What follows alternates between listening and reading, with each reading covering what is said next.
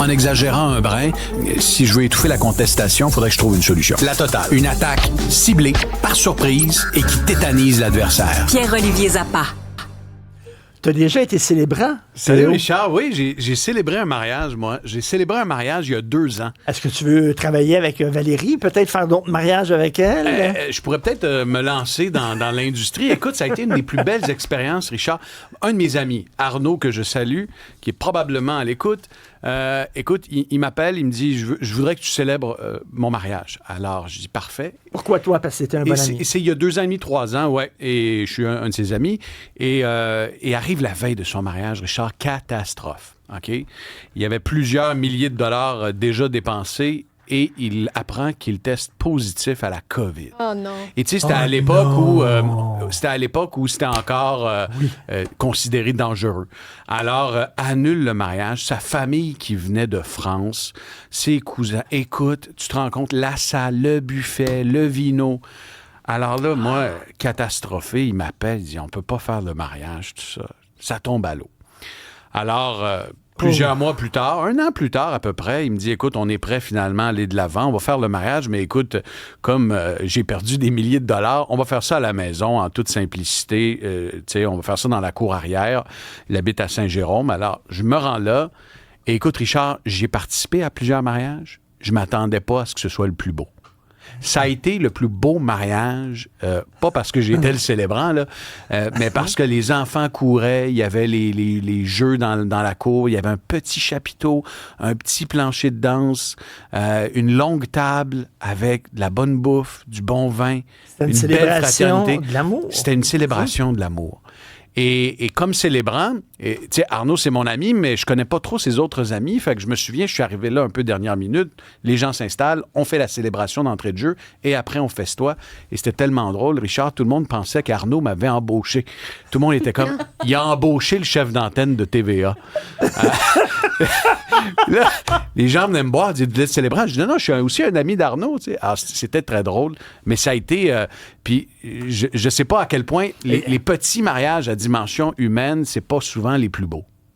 Moi, je trouve que les plus petits, c'est ceux-là les plus beaux. Ouais? Ouais. Valérie, est-ce qu'il y a des gens, justement, qui disent je vais louer les services d'une personne connue à mon mariage? Ça arrive souvent. Oui, ça arrive souvent. C'est vrai? Des humoristes. Oui, j'ai souvent affaire où c'est l'humoriste qu'on va aller lui demander un petit clin d'œil au marié, puis là, je publie ça en surprise. Là, supposons c'est ton idole.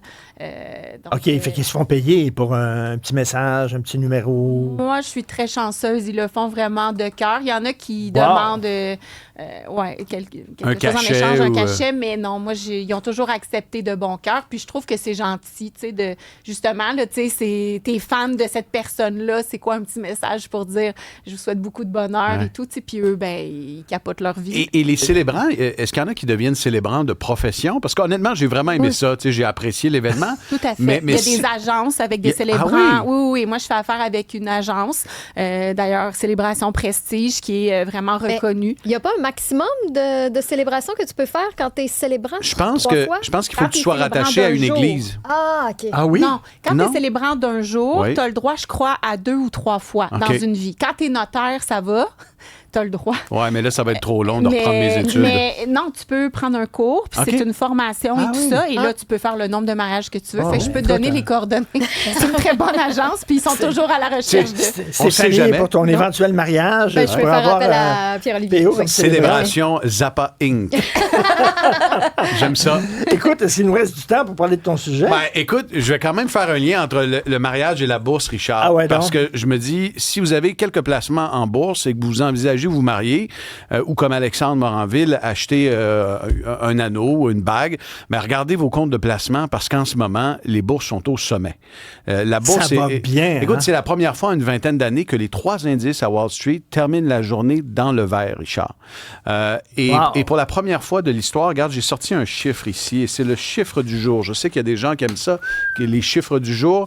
Alors, regardez ici. Richard, ça représente quoi, ce chiffre-là? 143. Il y a combien de zéros? Il y a 12 zéros derrière le 143 que je te présente. Aucune idée. C'est des gonzillions. C'est des gonzillions de 143 billions.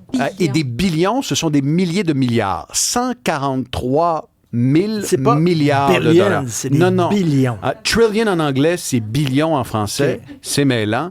Mais ce chiffre-là, il dit une chose, c'est la valeur de tous les actifs qui sont en bourse au moment où on se parle. Et on n'a jamais vu ça dans l'histoire.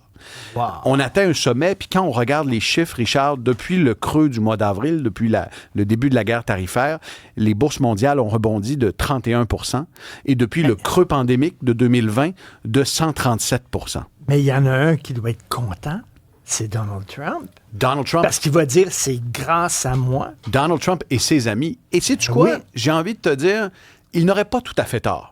Donald Trump a annoncé, évidemment, la guerre tarifaire et toute l'incertitude qui venait avec, mais il a aussi, il est allé de l'avant avec la déréglementation dans son premier mandat et dans celui qui est en cours, et aussi avec l'intelligence artificielle et cette lutte qu'il mène à la Chine, ça a favorisé des investissements aux États-Unis. Ce qu'on voit, c'est par exemple NVIDIA qui a acheté une partie d'Intel aujourd'hui. L'action d'Intel a bondi de 30 %. Le gouvernement américain a aussi pris une part dans Intel pour favoriser la production de micropuces essentielles à l'intelligence artificielle.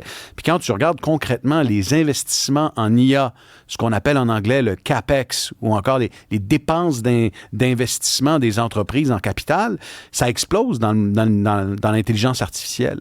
En fait, la dernière fois dans l'histoire où il y a eu de telles dépenses dans un secteur, c'est quand on faisait des chemins de fer dans les années 1800, Richard. À l'époque, à peu près 6 % des dépenses du PIB, donc des dépenses totales, allaient dans la construction de chemins de fer.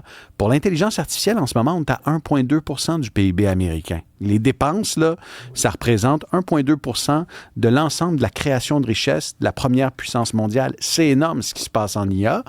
Les valorisations de ces entreprises-là sont stratosphériques, mais c'est en partie parce que le président américain a pris une série de décisions qui ont amené à cet essor boursier. Il peut se péter les bretelles pour vrai là-dessus. Et en partie, évidemment, la technologie est là.